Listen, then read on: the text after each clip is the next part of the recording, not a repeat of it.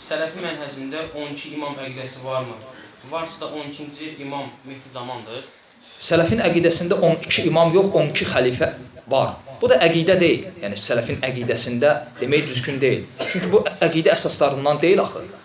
Peyğəmbər sallallahu aleyhi və səlləm Müslimin səhihində, İmam Müslimin səhih əsərində nəql etdiyi hədisdə Allah Rasulü buyurur ki, məndən sonra 12 xəlifə gələcək.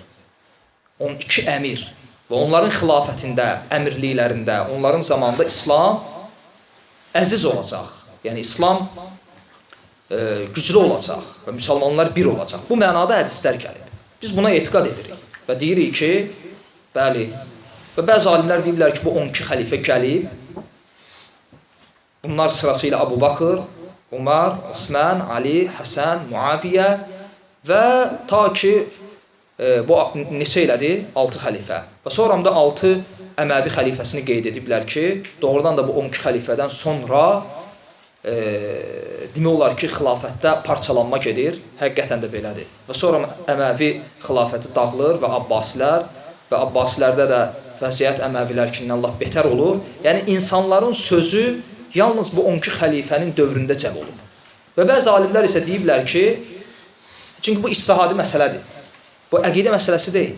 Bəzi alimlər ictihad ediblər və deyiblər ki, bu 12 xəlifə birincisi Əbu Bakır, sonra Ömər, sonra Osman, Ali, Həsən, Muaviyyə, həmçinin Ömər ibn Abdüləziz və deyiblər ki, axırıncısı da qiyamətə yaxın gələcək Məhdi.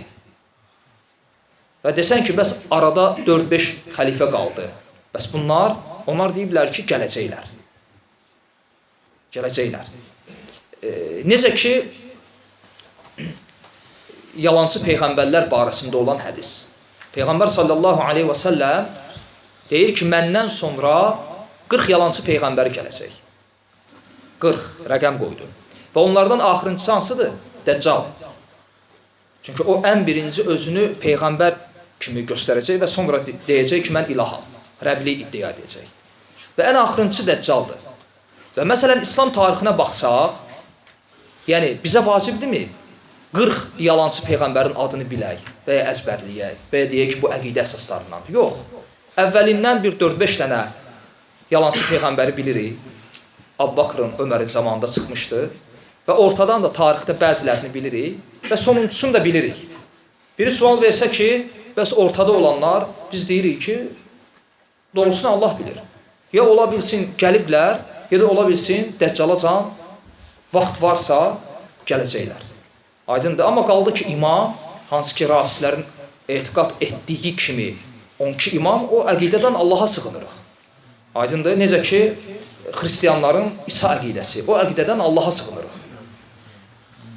Aydındır. Amma onların İmam Müslimin bu səhih əsərində nəql etdiyi bu hədisi dəlil gətirmələri batildir.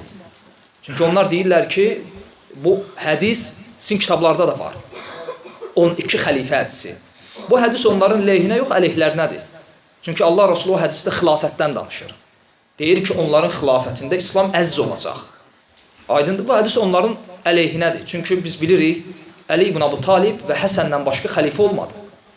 Onların 12 dediklərindən heç bir xəlifə olmuyor, ikisindən başqa.